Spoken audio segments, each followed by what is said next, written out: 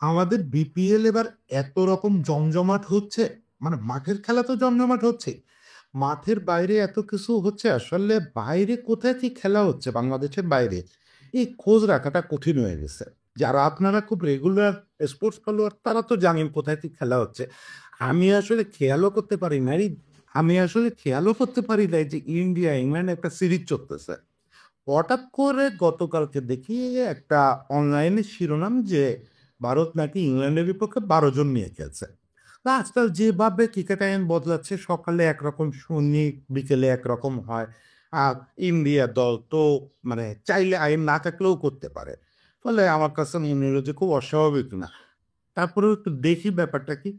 ভিতরে গিয়ে দেখি যে কনকাশন সার্ভের সুযোগ নিয়ে ইন্ডিয়া সত্যি সত্যি একজন ব্যাটসম্যানদের খেলাইছে। সেই ব্যাটসম্যান 50 করছে শিবম দুবে। আবার পরে তার মাথায় আঘাত লাগার সুযোগ নিয়ে একটা জেনুইন বোলার হর্ষিত রানারে মাঠে নামা দিছে। সে আবার 3 উইকেট নিয়ে ম্যাচ জিতাই দিছে। মানে দুনিয়ায় বহু হাস্যকর এবং বিচিত্র কাণ্ড ঘটে। এইরকম বিচিত্র কাণ্ড স্পোর্টসে ইন্ডিয়া ছাড়া কারো পক্ষে ঘটানো সম্ভব না। এখন আমি একটা জিনিস বলতে চাই যে আসলে ইন্ডিয়া এতদিন আপনারা খেয়াল করছেন 2017-18 থেকে এই 2023-24 পর্যন্ত ইন্ডিয়া কিন্তু এরকম ওই যে গায়ের জোর দেখানো, মানে গায়ের জোর দেখায় মাঠে যা খুশি করা, ক্রিকেট আইনের তোয়াক্কা না করা, এই কাজটা করছে মাঝে যখন ইন্ডিয়া 2017-18 পর্যন্ত এই কাজটা করছে। কিন্তু এখন এই মাঝে একটা সময় বন্ধ ছিল, এখন আবার কেন করতেছে এবং ঠিক কিসের জোরে ইন্ডিয়া এই যে 12 জন খেলোয়াড় নিয়ে নামতেছে। আর 12 জন খেলোয়াড়ের ঘটনাটা একটু সংক্ষেপে বলি, যদি আপনারা অলরেডি সবাই জেনে ফেলছেন। শুরুতে একটু বললি যারা একেবারে আমার মতো কোনো খোঁজ খবর রাখেন না তাদের জন্য যে ঘটনাটা কি হচ্ছে। ঘটনাটা হচ্ছে ইংল্যান্ডের বিপক্ষে টি-20 ছিল। প্রথমে ব্যাট করছে ইন্ডিয়া। ইন্ডিয়ার রানটা বড় করার মূল কাজটা করছেন শিবম দুবে। উনি মূলত ব্যাটিং অলরাউন্ডার, আপনারা জানেন। শিবম দুবে বল করেন খুব কালে বদলে। প্রথম শ্রেণীর ক্রিকেটে মোটামুটি নিয়মিত বল করেন, কিন্তু টি-20 ক্রিকেটে বা লিমিটেড ওভার ক্রিকেটে কার্যত বল করেন না। Shivam Dube more than 150 strike রেটে একটা 53 রানের ইনিংস করছেন এবং তিনি কার্যত ইন্ডিয়ার রানটাকে স্ট্যান্ডার্ড জায়গায় নিয়ে গেছেন। এবং ওই ব্যাটিং এর সময় সে মাথায় আঘাত পাইছে। এটা সম্ভবত সত্যি, উপরালা জানে কতদূর কি সত্যি। এরপরে যখন ইন্ডিয়া বল করার সময় আসছে, ইন্ডিয়া দেখা গেল দুবেরে নিয়ে নামে নেয়। ফাইন, দুবেরে নিয়ে নাও নামতে পারে। দুবের বদলে কে নামছে? হর্ষিত রানা। ইংল্যান্ড দলের লোকজন জিজ্ঞেস করলো যে হর্ষিত রানার রোল কি, সেটি 12 ম্যান হিসেবে ফিল্ডিং করবে? বলে না, ও তো 11 জনের একজন। কিভাবে 11 জনের একজন হলো? দুবে তো মাথায় লাগছে, ম্যাচ রেফারি পারমিট করছেন, তার বদলে হর্ষিত রানা খেলবে। মানে ইংল্যান্ডের খেলোয়াড়দের পারলে যেখানে পালায় যাওয়ার একটা অবস্থা, যে এটা কি বলে। আপনি চিন্তা করেন যে সচিন টেন্ডুলকার মাথায় আঘাত পেল, সচিন টেন্ডুলকারের বদলে আপনি বলতেছেন সে রান বাকি কুকে দেবে। এটা কোনো কথা? মানে পৃথিবীর কোনো শাস্ত্রে এটা খাটে? এখন দেখেন হর্ষিত রানা কি করলো। হর্ষিত রানা টি-20 একবারে যেটা ক্রুশিয়াল মোমেন্ট, সে মিডল ওভারে বোলিংয়ে আসলো। হর্ষিত রানা তো জেনুইন ফাস্ট বোলার। সে বোলিংয়ে এসে 3টা উইকেট তুলে নিয়ে সে ইংল্যান্ডে হারায় দিল। এই হার জিতটা বড় কথা না। বড় কথা হচ্ছে যে এই ক্রিকেটার দুজনের ক্যারেক্টার। নিয়ম হচ্ছে আইসিসির আইন অনুযায়ী লাইক টু লাইক সাব হতে হবে। যদি কনকাশনের জন্য সাব হইতে হয়, এটা তো কদিন আগে চালু হলো। প্রথম কনকাশন সাব ছিল স্টিভেন স্মিথের বদলে নাম ছিল আমাদের মান্নাস লাবুসেন। একেবারে পিওর কনকাশন সাব। মানে ওইটা তো রোমান্টিক একটা গল্প, ওই গল্প একদিন শোনাবো। স্টিভেন স্মিথ তো যেরকম মূলত একসময় লেগ স্পিনার ছিল, পরে সর্বকালের সেরা ব্যাটসম্যান হচ্ছে। লাবুসেনও এককালে লেগ স্পিনার ছিল, পরে সর্বকালের সেরা না হলে সেরাদের কাতারে আসছে। মানে কি সুন্দর like to like, like to like একেবারে। এখানে শিবম দুবে যদি সত্যিই আঘাত পেয়ে থাকে মাথায় এবং চিকিৎসকরা মনে করে তার জন্য ঝুঁকিপূর্ণ আছে, ওর লাইক টু লাইক একজন খেলোয়াড় ইন্ডিয়া দলে ছিল। আমি নামটা রিকল করতে পারতেছি না, স্কোর দেখে নিয়ে না আপনারা জানতে পারতেন। এখন শিবম দুবের লাইক টু লাইক কেমন হবে? যে হচ্ছে genuine batsman, part time bowler.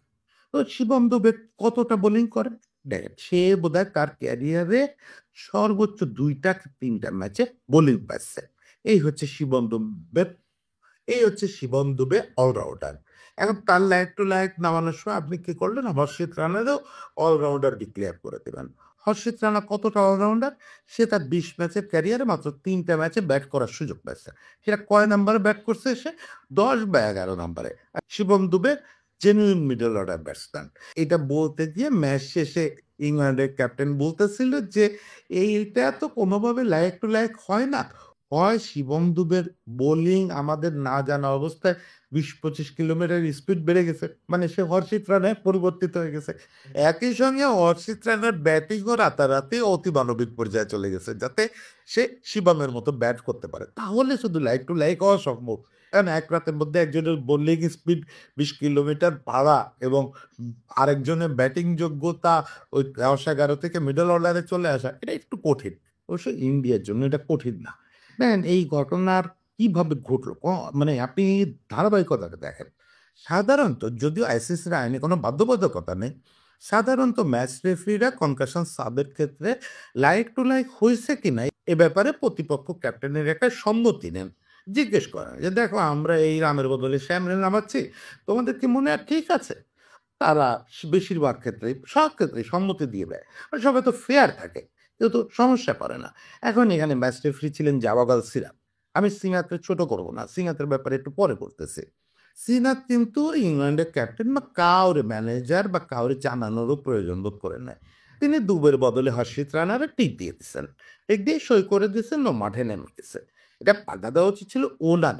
এখন কথা হচ্ছে যে এই যে ধরেন আইন ভাঙা বা এখন আর আইন ইংল্যান্ডে পারমিটও করে না এর বিপক্ষে কোনো ব্যবস্থা নেওয়ার। কারণ আইনে একটু ফাঁক রাখা হয়েছে যে ম্যাচ রেফারি যে সিদ্ধান্ত নিয়ে ফেলবেন ওটা আর আপিল করা যাবে না। ওইটার আর সমালোচনা করা যাবে না। কিন্তু আমি ওই যে কথাটা শুরুতে বললাম যে ইন্ডিয়া কেন এমন করতেছে? ইন্ডিয়া তো ইন্ডিয়া মানে যে ক্রিকেট খেয়ে ফেলতেছে এই টাইপের একটা জায়গা তা তো না। ইন্ডিয়া ক্রিকেট তো প্যাট্রন করে। ইন্ডিয়ায় যখন ভালো সংগঠকরা থাকে তখন আমরা দেখছি জগমোহন ডালমিয়ার সময়ে আমরা এই বাংলাদেশ কত উপকৃত হয়েছি। আমাদের বিভিন্ন সফর দেওয়া থেকে শুরু করে শেষ পর্যন্ত টেস্ট স্ট্যাটাসটা একদম নিজে হাতে তুলে দিয়েছেন। এখনো যোগ্যতা আমাদের বাংলাদেশের ক্রীড়া সংগঠকদের কাছে যোগ্যতা। আবার ইন্ডিয়ান সংগঠকরাই এই তৃণমূলের বিরোধিতা করে সেটারে বাতিল করাইছিল। ইন্ডিয়াই কিন্তু আমাদের সাবকন্টিনেন্টে ক্রিকেটটাকে প্রচুর ডেভেলপ করছে। সেই ইন্ডিয়া কেন মাঝে, মাঝে এরকম হয়ে যায়? এটার কারণ হচ্ছে ইন্ডিয়া যখন তাদের ওরকম মাইন্ডেড পাওয়ারফুল কাউরে আইসিসির প্রধান পদে পাঠায়, তখন ওই লোকটার আসর পড়ে এই ধরনের ক্রিকেটে। এর আগে আমরা দেখছি এন শ্রীনিবাসন খুবই মাইন্ডেড একটা মানুষ। উনি আমাদের কামাল ভাইয়ের সঙ্গে কি করছিলেন আপনারা জানেন।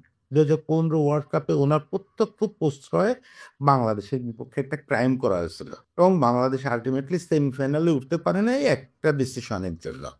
সেখান থেকে আমাদের কামাল ভাই প্রেসে একটা প্রতিক্রিয়া জানিয়েছিলেন যে এটা অন্যায় হচ্ছে। কামাল ভাই তখন আইসিসির সভাপতি। আইসিসির সভাপতিরে হিউমিলেট করে তখন অলংকারিক চেয়ারম্যান হচ্ছে এন শ্রীনিবাসন। আইসিসি সভাপতিরে উনি পুরস্কার বিতরণ নিতে যাইতে দেন নাই এবং পরে ওনাকে কার্যত ওখান থেকে সরায় দেওয়া হয়েছে। সেই এন শ্রীনিবাসন কার্যত কামাল ভাইয়ের সরায় দিয়ে একদম উনি কু করে নিজে সভাপতি নিজে চেয়ারম্যান হয়েছেন। হয়ে ক্রিকেট বিশ্বে এই ধরনের নোংরামি ছড়ায় দিয়েছেন। ইন্ডিয়ার বাবুকে যা খুশি তাই করার সুযোগ দিচ্ছেন।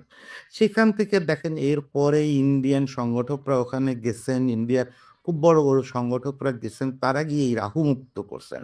আবার সেই জায়গাটায় ইন্ডিয়া চলে আসছে। আমি মানে অভিযোগ করতেছি না।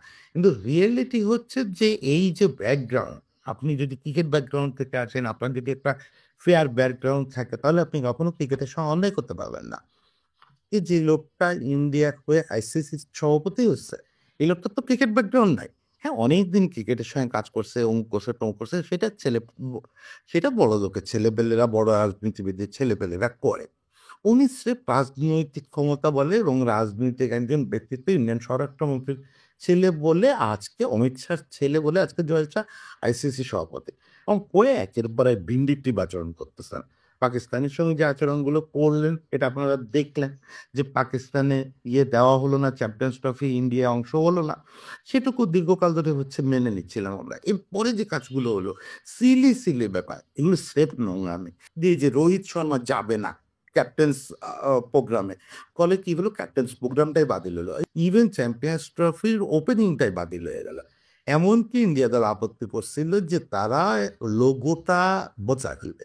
যে লোগোটা চ্যাম্পিয়ন্স ট্রফি রেডি হয়েছে আপনারা জানেন যে সবসময় যে লোগো হয় লোগোতে স্বাগতিক দেশের নাম থাকে। তারা পাকিস্তানের নাম আছে কেন? এইজন্য তারা পাকিস্তানের নাম বাদ দিয়ে তাদের মতো করে লোগো বসাবে জার্সিতে। এই দাবি পর্যন্ত তুলছে এবং আইসিসি সেই দাবিতে প্রায় সম্মতি দিয়ে ফেলছিল। বুঝতে পারতেছেন ব্যাপারটা ক্রিকেটের পর্যায়ে থাকে না। এরকম কাউরে যখন আইসিসির চেয়ারম্যান করা হয় তখন আর ক্রিকেটের পর্যায়ে থাকে না। সেইটার দৃষ্টান্ত দেখতে পাইলাম আমরা এই ম্যাচটায়।